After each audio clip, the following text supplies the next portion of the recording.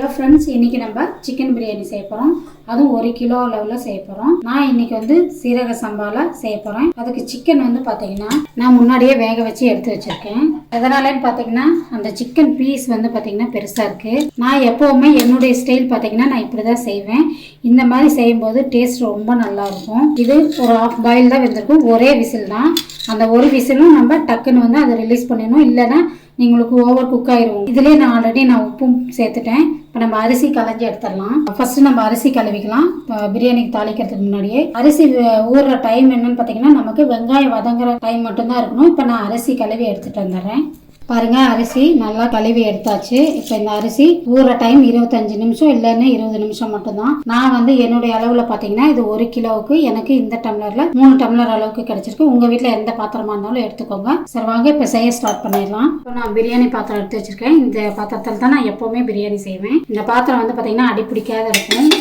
நல்லா அடிகனமான பாத்திரம் தான். பிரியாணிக்கு 1 கிலோ அளவுக்கு நம்ம செய்கிறோம். அதனால் 250 ml கடல் எண்ணெயாக இருக்கட்டும், இல்லை நீங்கள் வாசனை இல்லாத எண்ணெய் ஏதோ உஷா ஆயில் எது இருந்தாலும் சேர்த்துக்கோங்க. இந்த வெங்காயத்தில் மீடியம் சைஸ் வெங்காயம் ஒரு 7 வெங்காயம் எடுத்து நறுக்கி வச்சுருக்கோம்.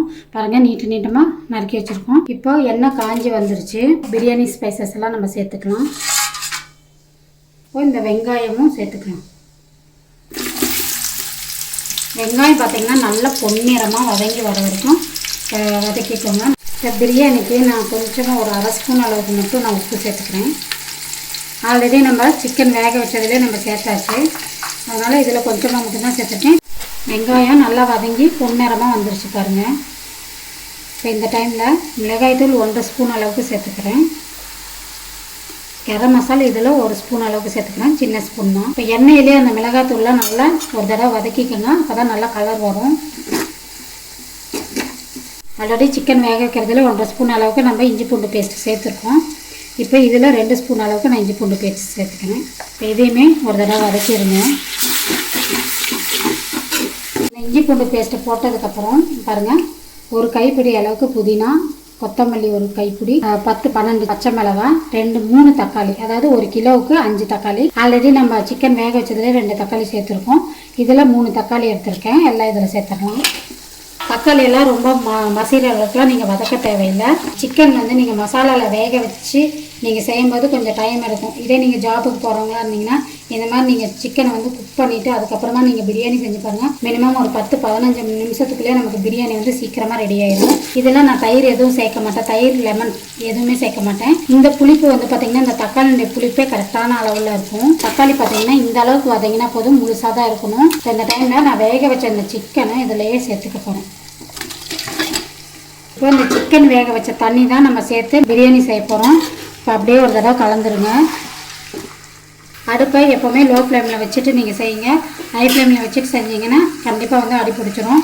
இப்போ வந்து நான் அரிசி வந்து ஊற வச்சுருந்தேன் இல்லைங்களா, அந்த தண்ணியை நல்லா வடித்து எடுத்துகிட்டு வந்துடுறேன். அரிசியில் இந்த தண்ணியெலாம் நல்லா வடிச்சிட்டேன். அப்படியே இதில் சேர்த்துக்கேன். இப்போ நம்ம அரிசி சேர்த்தாச்சு. அப்படியே பாருங்கள், அப்படியே ஈவனாக பரப்பி விட்டுடலாம். சிக்கன் வேக வச்ச தண்ணி நான் வந்து 5 டம்ளர் அளவுக்கு எடுத்திருக்கேன். 1 கிலோவுக்கு 5 டம்ளர் கரெக்டாக இருக்கும். அப்படியே சேர்த்துக்கணும். அப்படியே லைட்டாக அப்படியே கலந்துருங்க. அடுப்பை வந்து பார்த்திங்கன்னா ஹை ஃப்ளேமில் ஒரு 10 நிமிஷம் மட்டும் வைங்க. அதிகபட்சம் 10 நிமிஷம் வச்சாவே போதும். அதுக்கப்புறம் தண்ணி வந்து கொஞ்சம் வத்தின வாட்டி நம்ம தம் போட்டுடலாம். இப்போ உப்பெல்லாம் செக் பண்ணிக்கோங்க, உப்பெல்லாம் கரெக்டாக இருக்கா அப்படின்றத நம்ம செக் பண்ணிக்கலாம். பார்த்திங்கன்னா உப்பெல்லாம் சூப்பராக கரெக்டாக இருக்குது. உப்பு வந்து பார்த்திங்கன்னா கரெக்டாக அந்த தொண்டைக்கு உரைக்கிற மாதிரி இருக்கட்டும். நாக்குக்கு உரைக்கிற மாதிரி இருந்துச்சுன்னா கண்டிப்பாக பிரியாணிக்கு உப்பு பத்தாது. தொண்டைக்கு உரைக்கிற மாதிரி பார்த்துக்கோங்க. தட்டு வச்சு க்ளோஸ் பண்ணிடுறேன். இப்போ பாருங்கள், பிரியாணி ஓப்பன் பண்ணிட்டோம். பிரியாணி தண்ணியெல்லாம் பாருங்கள் நல்லா வத்திருச்சு. இப்போ அந்த டைமில் ஒரு தடவை கலந்துட்டு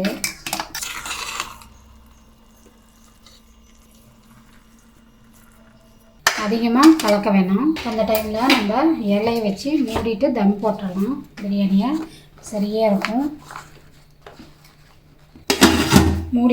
மூடி வச்சுட்டு மேலே வெயிட் வச்சுருங்க. நல்லா பிரியாணி தம்மாகி வந்துடும். இப்போ லோ ஃப்ளேமில் தான் வச்சுருக்கேன். இப்போ இந்த சிம்லேயே வந்து அந்த அனல்லே வேகணும். ஒரு 10 நிமிஷம் இருந்தால் போதும். இப்போது பிரியாணி வந்து நம்ம தம் வச்சாச்சு. பாருங்கள், தோசை தவா அடியில் வச்சுருக்கேன். இதில் ஒரு 10 நிமிஷம் இருந்தாலே போதும். பிரியாணி தம்லேருந்து எடுத்தாச்சு. இப்போ தம் எப்படி பிரியாணி எப்படி வந்திருக்குன்னு பார்த்துடலாம். பாருங்கள், பிரியாணி சூப்பராக செம்மையாக இருக்குது பார்க்குறதுக்கே. பாருங்கள், தம் உடைக்கலாம். பாருங்கள், பிரியாணி எந்த அளவுக்கு சூப்பராக அப்படியே உதிரி உதிரியாக செம்மையாக இருக்குது பாருங்கள் பார்க்குறதுக்கே.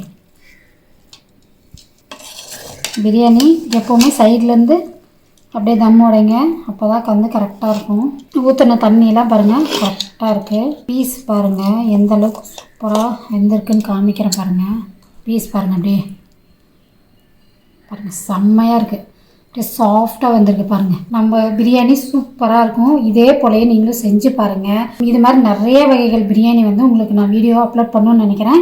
மறக்காமல் நம்ம சேனலை ஃபாலோ பண்ணுங்கள். மறக்காமல் மற்றவங்களுக்கு ஷேர் பண்ணுங்கள், சப்ஸ்கிரைப் பண்ணி வச்சுக்கோங்க. பிரியாணி எப்படி இருக்குது அப்படின்றத எனக்கு மறக்காமல் கமெண்ட் பண்ணுங்கள்.